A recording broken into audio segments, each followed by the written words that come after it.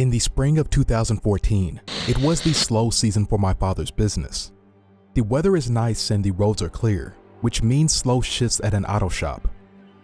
It was mid-April, around 4 p.m. The wind was pulling in a nice breeze when my dad, Bill, was walking alongside of his shop. It happened to overlook a small stream and running trail, which he enjoyed gazing at near the end of his shift. The side of his building ran along the top of a steep hill, which turned into the path.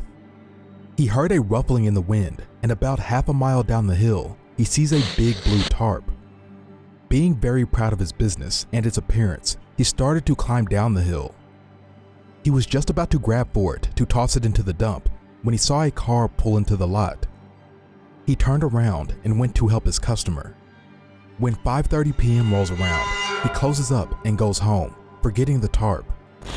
The next afternoon, Bill is sitting in his office when 3 policemen came in. They asked my father and co-workers a bunch of questions about any suspicious behavior they might have seen. Side note, my dad is extremely charismatic and friendly. He oftentimes talks people into sharing information with him that they really shouldn't. He looks like someone you can trust, and you can. He seemed to always have the insider details about things like this. He used his humor to make people feel comfortable, which helped getting strangers to open up to him. Anyways, so Bill and his coworker Hank are talking with a female officer when she lets it slip that a body had been discovered just down the hill. "Oh shit, I was just down there yesterday cleaning. I didn't see anybody though," Bill said. "Around what time? Did you happen to see a large blue and white tarp while you were cleaning the area?" she asked intensely. Actually yeah. I almost grabbed it yesterday, but I ended up getting distracted." She asked him more questions about what time, what he saw, when he asked her if the body was found in the tarp. "Yes, it was. A woman jogging found it this morning around 10:30 a.m. My dad was floored. He was just there yesterday." After a few more questions, the police all head down to the crime scene to finish the initial investigation. No one was allowed on the scene, and the police were asking that passersby not take any pictures. Luckily for you guys, my dad took one from his office window. This is what it looked like. You can see near the top of the picture the running trail, and just in front of that is a part of the creek that has dried up. There are the officers and such searching for whatever they were searching for. You can also see just left of the officer in black, a tiny shade of blue. That would be the tarp. Flash forward a few days, the police went back to my father's shop. They noticed the security cameras set up around the building, and they were hoping they might catch something on tape. While transferring the data over, my dad started asking more questions about the murder. He learned it was a middle-aged man that had been stabbed to death. Not much to go on. "Hey, you know there are a couple meth heads that live in this shack behind our shop. It's connected to that bar." Bill started talking about his own predictions for the whodunit scenarios. He continued, "Yeah, we have a lot of problems with them. Stealing scrap metal from the back, letting their dogs run wild. Even had him threaten to shoot me once when I was spraying their dogs with the water to quit barking. You should check them out." The officer nodded, gathering the rest of his things and left. "Hey Hank, let's go down there, see if we can find anything cool," my father whispered to his coworker. Alright, I guess it couldn't do any harm," Hank replied hesitantly. They started down the hill where the trench was found. The grass was flat and the tarp was now gone. They walked around for 15 or so minutes when Bill headed up the stream a little ways. The trail runs under a main road, then leads to a man-made lake. Just under the bridge, the water starts to get heavier and the trees are a bit thicker. He noticed a red Lowe's cart under one of the trees. "I'm taking that for the shop," he thought as he ran over to pull it out of the stream. Calling over Hank for help, the two of them pull it out and start wheeling it back up the hill. Suddenly, my dad stops. He sees something on the cart. What is that rusty looking stuff? "Hank, stop. Look at the cart. Is that blood?" They looked closer, and sure enough, blood. It was all over the cart. On the handle, on the wheels, and side. But it wasn't only blood they started to notice. Hair. Human hair. Utterly stunned, my dad calls the policewoman he had been talking to the previous days and explained what they found. For whatever reason, the PD were very skeptical that this was evidence. At first, they didn't even believe my father. When he told them that it made no sense to make up, they sent out a car. There were 2 police officers and a CSI. The CSI asked my dad why he thought this was blood. "It looks like blood, sir." "I'm not sure. How do you know this is human hair?" the CSI asked. "Because it looks like human hair," my dad snapped sarcastically. Why did he seem so hesitant? They used a chemical test, and sure enough, it tested positive for human blood. They took the cart as evidence and thanked my dad. Again, my dad tried to give his opinion on who the mysterious killer might be. He suggested, again, that they talk with the crazy neighbors behind his auto shop. Still, no information was taken down, and they left with what they had. 2 more days pass. My dad is leaving the shop to get some things from Costco. There is a small dirt alley that leads to the main road just behind his work. In the past, it had been blocked by one of the meth addicts' car. They were complaining to my dad and his boss about the business driving cars back and forth through the alley, disrupting them. He notices it's open and decides to take the shortcut to his destination, but something was off. He saw the usual blocked car sitting in front of the shack. The door was wide open and there was someone sitting on their knees with their upper body inside the car. He got in his car and crept up, just a little, so he could see what was happening. He right away recognized the skinny red-headed woman as the female that had lived in the shack. It was the shack guy's wife or girlfriend. He didn't know exactly. She was on her hands and knees, surrounded by hard chemicals, bleach, Comet, OxyClean, and much more. My dad had said that he knew right then that they were guilty. For one, why would someone be scrubbing their car with straight chemicals? No water, no rinsing. It was the middle of the day on a hot June afternoon. Second, they happened to be only 2 blocks away from the local car wash. He said it felt off. He knew to trust his instincts. She just kept scrubbing and scrubbing the passenger side floor. He pulled out his phone and started recording her. Now, he's known this woman and her significant other for a few years now. Like I said, they complained about my father's workers and he complained about their dogs on and off for a while. It was all harmless bickering. My dad, always trying to be the funny guy, yells out his window as he's driving past. "Covering up a murder?" He laughed and drove away, hearing her say "fuck you" as he drove off. This time, when he called the police, they took it very seriously. He explained that she was cleaning the car very aggressively and that it seemed like she was trying to bleach something out of the car. The next day, the PD went to talk to the residents of the shack. The day after that, they made an arrest. After searching the shack, they found a large blood stain soaked into the plywood floor. Once the blood was seen, she crumbled and told the police everything. It was her significant other, and the victim. The victim's name was Rich. He had gone over to their little house to shoot up and get high. Someone ended up accusing Rich of putting some of the dope aside for himself, and things got heated. Eventually, the husband started to physically fight with Rich when he stabbed him. He bled out on the floor and died. They did not know what to do, so they stole the Lowe's cart to move him around, loaded him into the car, wrapped him in the tarp, and pushed his body down the hill. They ditched the cart, thinking the river would wash it down far enough that it wouldn't be found. My dad and Hank sat in their car while they watched the police arrest Don, the suspected murderer. My dad says that he's going to start a PI business because he solved a murder on his own.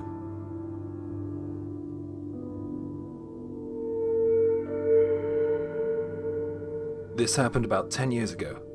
I was attending a really crappy university. Rent and gas money were killing me financially. I really needed a job to survive. It was the summer of my second year. It was one of the hottest days of the year. On days like that, I always went to study on campus to enjoy the free aircon. In the library, they have a bulletin board where anyone can post any personal adverts, etc. I checked the board because sometimes you could pick up some easy work. For example, high school students looking for a tutor. Other times there would be interesting adverts too. Once I saw a note saying, study a foreign language with me? I like the sense of community. When I approached the board that day, I saw the following advert. Cleaner wanted to help clean my apartment. 5,000 yen per half day. Please contact Mr. Tanaka. This was some good timing because I had just taken a test and I was about to have a week off. 5,000 yen was a lot to me. It's about $45. That would get me back to my hometown for a couple of days, I thought. As soon as I got back to my dorm, I immediately called the number provided. Hi, I'd like to apply for the cleaning job you posted. The voice on the other end of the line responded. It sounded quite bewildered. Oh, right. What days can you work? I told him I'd work the full amount advertised. Oh, right. Well, can you start 9 a.m. next Tuesday? I agreed, and he gave me the address. It sounded like a residential area. I guessed by his voice, he was in his 30s. He sounded a little sick over the phone. My first day of work arrived. The morning was hot, and the sky was free of clouds. When I arrived at Mr. Tanaka's house, I felt the breeze of his aircon. I was worried I was going to be working without one. I arrived 10 minutes early, at 8:50. Rang the doorbell, and a man came and answered it. Right on time. Come on in, he said. He was a bit awkward, not one for chatting, and he wouldn't look me in the eyes when we spoke. I took off my shoes and followed him into his house. He explained what he needed. It was pretty easy stuff. Help with moving something heavy, trips to the garbage dump, and some other light cleaning work. I was shocked by the things he was throwing away. It may have been trash to him, but to a student like me, they were treasures. He must have seen me admiring these things, because he said, "If you want to keep anything, that's fine. It's yours." So I sorted some things into a keep pile. I can't remember exactly what they were. I think there were some games, some books, maybe a dirty magazine too. We were cleaning the room at a decent pace. I was kind of enjoying it, to be honest. Before long, his room started to look really good. Maybe we'll call it a day here.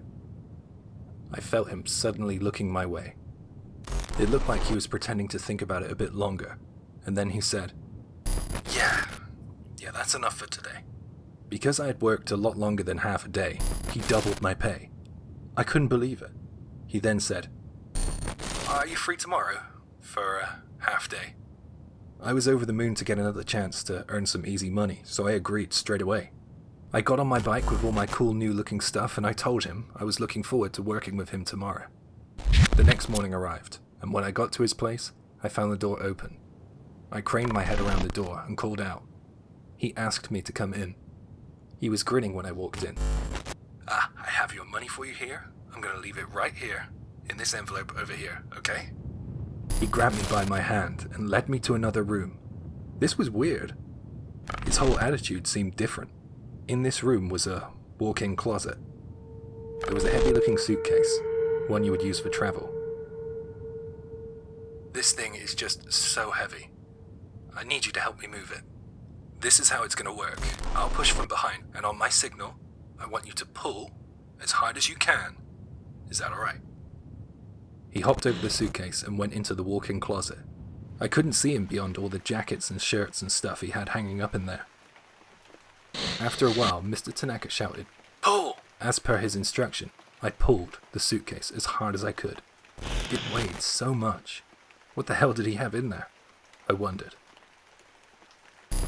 It must have weighed about 60 kilos. It was moving little by little, dragging slowly across the wooden floor. There was a clattering sound, and suddenly the suitcase felt incredibly light. "Mr. Tanaka!" I called out, over and over, but there was no response. What the hell was this? Some kind of game he was playing? I didn't understand. There was still that rattling, clattering sound, but it had gradually quietened. 10 seconds or so passed. I couldn't take it anymore. I pushed the shirts and jackets aside, and I'll never forget what I saw. I saw Mr. Tanaka in the closet, hanging from his neck. He must have been either sitting or crouching on the suitcase I had pulled away. He was hanging, suspended, by a rope attached to the clothes rail in there. I ran over to help. I tried my best to pull the rope from around his neck, but he wouldn't budge. My mind raced with panicky, disjointed thoughts. Then one clear one came to me. I need something sharp to cut the rope. Mr. Tanaka wasn't moving. This was really bad. The rope was way too thick for scissors to be of any help. I had no choice but to try and get a neighbor to help. Shortly after, the police and ambulance services arrived. I was interviewed by the police at the scene. My parents traveled up. When they arrived, I remember I just broke down. I bawled my eyes out. Mr. Tanaka was taken away in an ambulance. He lived through the night, but passed away in the morning of the next day. I couldn't save him in time. The least I could do for him was to finish the cleaning. I thought that it would help me too, to do that. It was just so much to process. I made sure his apartment looked good though. I had some strange compulsion to finish his final request. I went to take my payment, and inside the envelope was a note, as well as the money he had promised me. The note revealed that he had been laid off. His company had been looking to make cutbacks. Shortly after, he found out his wife had been cheating on him with another man. His debts and his loans seemed insurmountable to him, which is why he decided to end things. At the end of his note, he apologized to me for all the trouble he had caused me. He explained how he needed assistance to go through with it, and the cleaning job was just a ruse to get me to help. I showed this note to the police, and it put me in the clear. Police even let me keep the money. About a week went by, and Mr. Tanaka's sister got in touch. He had long been estranged from her. She revealed a certain truth that hasn't sat well with me. I wish she didn't tell me. Mr. Tanaka was a believer in a certain dangerous religion, almost a cult-like religion. In that religion, the act of taking one's life is considered a terrible sin and is prohibited. If you did that, then you would be condemned to hell for all eternity. So, he couldn't take his own life. And that's why he needed me. I was given 100,000 yen, $900, from his family and his estate for all the trouble he had caused me. According to Mr. Tanaka's interpretation, am I now a murderer? I wonder if I'll go to hell for killing someone for 115,000 yen, just over $1,000. Share this story if you feel compelled to. And thanks for listening.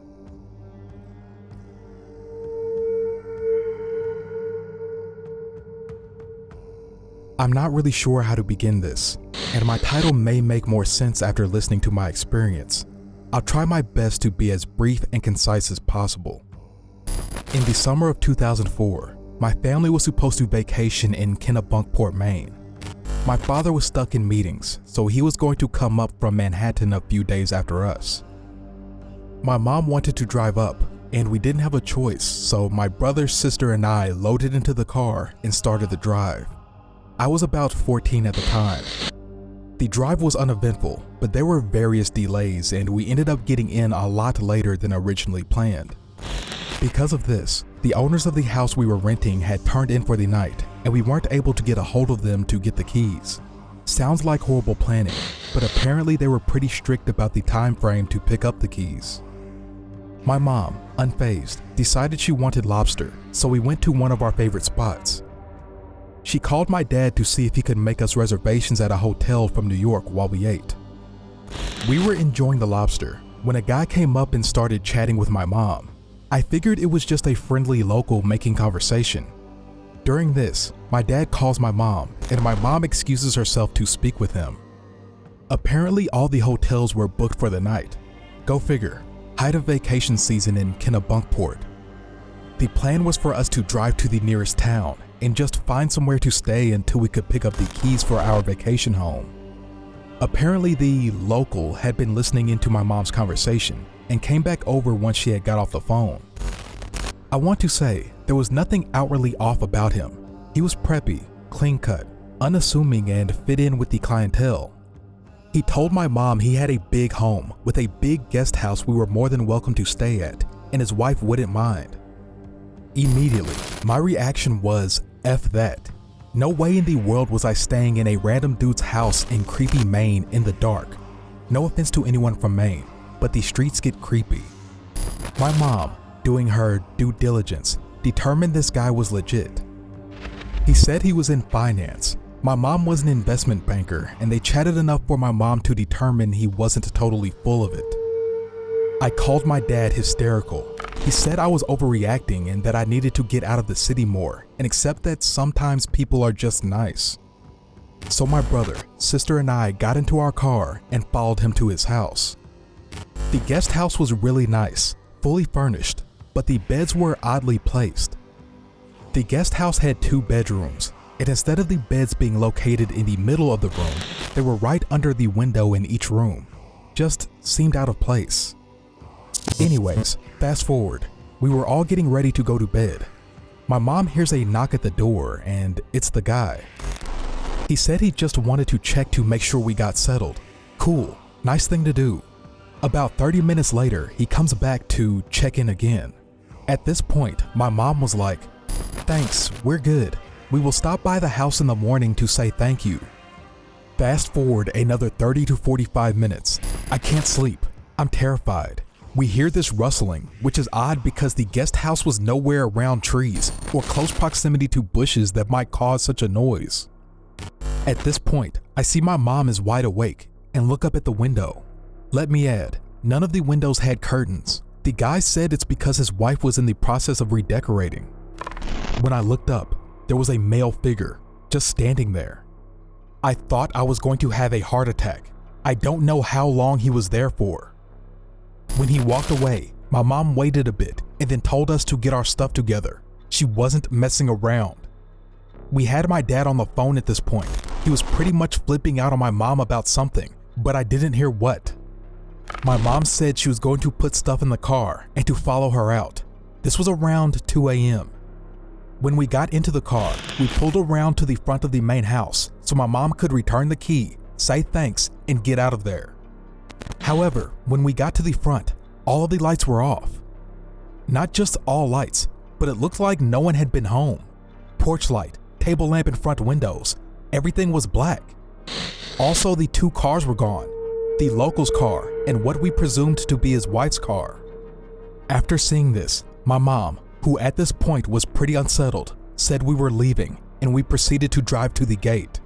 The gate at the end of the driveway had been padlocked shut from the inside. It wasn't a super strong gate, so my dad said to rev it and just get out of there. We drove straight back to New York, not speaking the entire time. We have never returned back to Maine, and my parents refused to speak about it. I asked a family member one night about it when he was drunk, and all he said was, "They didn't tell you? The actual owners of that house were on vacation." I'm assuming my mom or dad followed up with local authorities and figured that out, but never told us. I don't know who that man was or what was planned that evening. I was curious as to whether there were any known serial killers or murderers who were in the area at that time.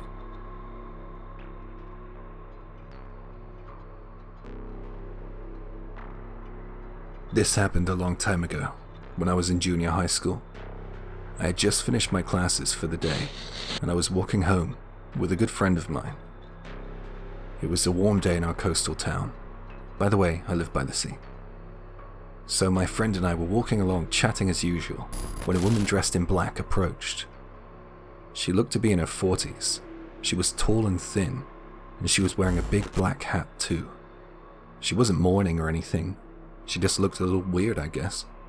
"How close is the sea?" she asked. She asked it in such a dull voice and stood in our path in an alley, stood stock still. She asked me, so I told her. The route to the beach was a little complex from where we were, so I explained it the best I could. She thanked my friend and me, and then she left. I spoke with my friend and we were a little surprised that she wanted to go to the beach at that time of day. The sun was setting. There wasn't much to do there anyway, it wasn't a tourist beach. I realized that it was a bit of a one-sided conversation I was having with my friend, so I asked him what was up. He said, "Man, she really creeped me out." After that, we walked home in silence. He was right though, there was something a little off about that woman. She seemed to be in a daze, maybe she was overtired or something. After me and my friend parted ways, I kept on thinking about the woman, but by the time I got home, I forgot about her. That night, I got a call from my friend, and even though we are really good friends, he never called me, nor I him. In fact, it was the first time he called me. My dad called me from the bottom of the stairs. We didn't have mobile phones back then, we had house phones. And as soon as I put the phone to my ear, he said, "Remember that woman we met today, who asked how close the sea was?" "Yeah." "Her body was found in the sea." "You're kidding." It was really weird. I felt a strange sense of panic about the situation, and I don't know why I felt like that. Panic was followed by a sense of creepiness that I cannot describe. I then asked about how he knew that, and he said it was his brother who discovered the body. Well, he said his older brother was called by one of his friends who found the body, and then that friend asked his older brother if he wanted to go see, and he did, but by the time they got there were a bunch of rubberneckers gawking at the scene. The police followed shortly after and cordoned off the area. If the police and the others didn't find the body, would I have gone to take a look? I'm not sure. Maybe, but probably not. I don't think I'd be able to get the image of a woman in black motionlessly floating in the sea out of my head if I did anyway. Later, I read about the incident in the paper.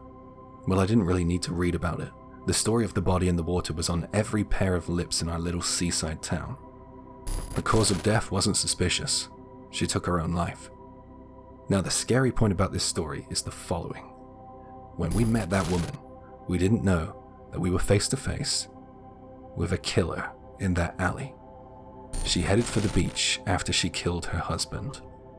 The manner of killing is not something I really can go into, because not all the details were released by the authorities, but I'm guessing that it was kind of gruesome. To think that we were probably the last people she saw before she ended things. The outcome could have been very different, I guess. I wonder what might have happened if we said something wrong, maybe annoyed her or something. She could have reacted. I don't want to think about what kind of reaction that might have been, though. The incident occurred in 1991 or 1992. I don't remember the time of year that well, but like I say, it was kind of hot, maybe between summer and autumn. The article should have been in either the Yomiuri Shimbun or the Kanagawa Shimbun. I think about it often. It was real traumatic for me. Thinking back on it makes me shudder. I talked to a killer.